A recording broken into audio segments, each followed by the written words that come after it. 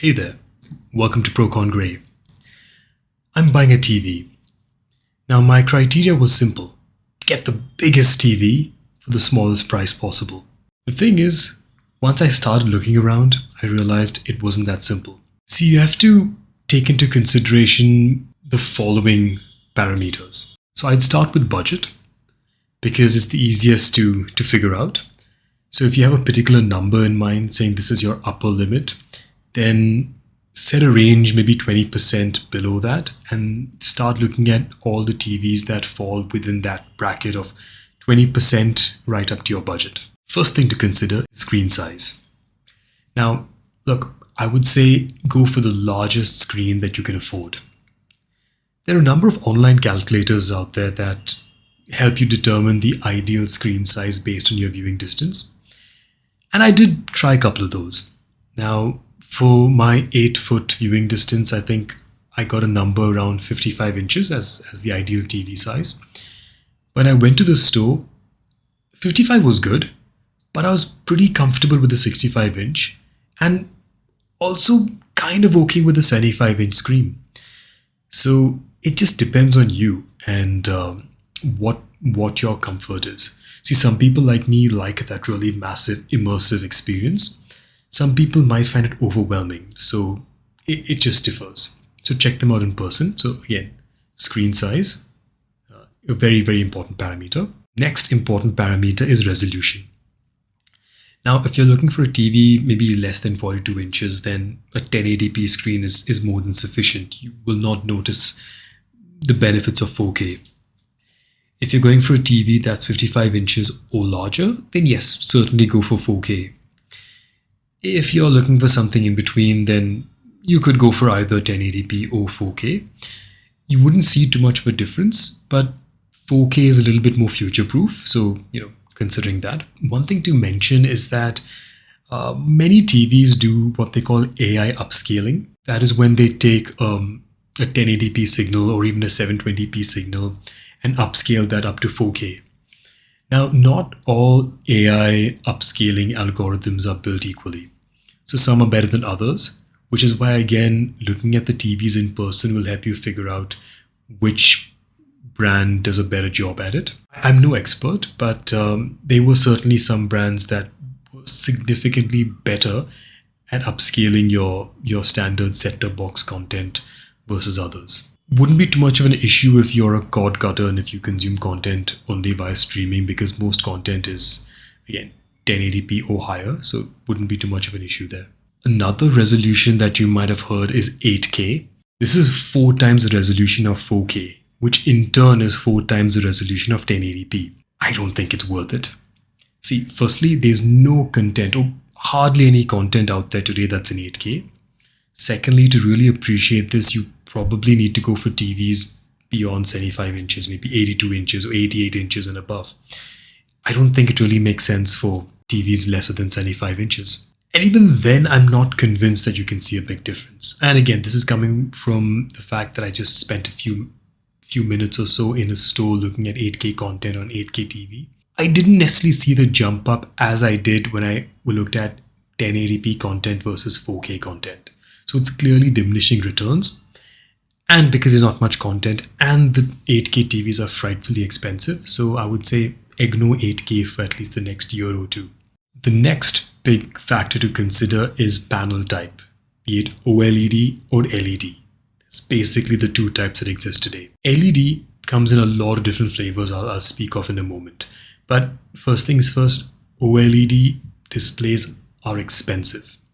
So if your budget doesn't allow it, which is parameter 1, then just don't bother looking at OLEDs. But if you have the budget, OLED displays or OLED displays are fantastic. They can create true blacks, giving you an infinite contrast ratio, extremely fast response time, and extremely thin panels. Colors really pop, and they're very, very impressive TVs. The only, or rather the biggest drawback for OLEDs are the price. Second drawback is probably that they don't get too bright. Something to consider if you're planning to put the TV in a very well-lit room. That might be a bit of an issue. People talk about burn-in on OLED displays, but I wouldn't worry too much about it because manufacturers today have done a good job in minimizing and almost eliminating burn-in. Now moving on to LCD TVs, which is the vast majority of TVs out there and which spread across a wide range of prices. The reason we have multiple prices is because there are multiple technological advancements that come through on LCD displays that make them competitive with OLED in terms of picture quality. At the base end, you've got your basic VA displays and IPS displays. IPS gives you better viewing angles compared to VA. Then you have LED LCD TVs, which are often called LED TVs, but technically LED just refers to the backlight. They're all LCD TVs.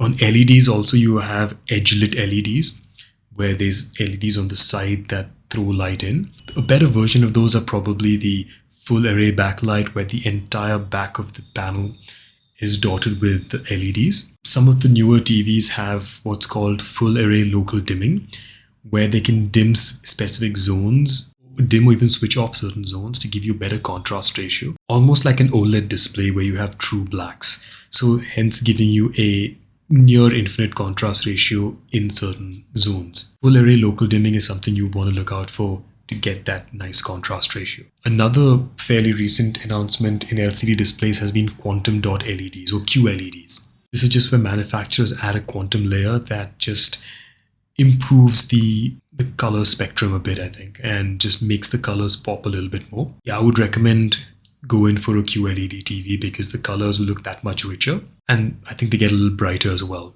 And the most recent, I think, innovation on LCD TVs have been mini LEDs, where instead of having hundreds of LEDs across the panel, they have thousands of LEDs. I don't have an actual number because I think it's still fairly new tech, but the idea is at some stage you'll get thousands upon thousands of LEDs that illuminate specific small regions, so giving you tighter control on local area dimming. Between OLED and, let's say, your better LCD displays, which is your QLED full backlight local area dimming LCD displays, the QLED displays get brighter, especially if you're going to put the TV in a bright room. You might want to consider the QLEDs. The other thing is, often for the same price, you might be able to afford a larger QLED display versus an OLED. The fifth thing to consider when buying a TV is, for want of a better word, party tricks. Some TVs come with inbuilt sound bars.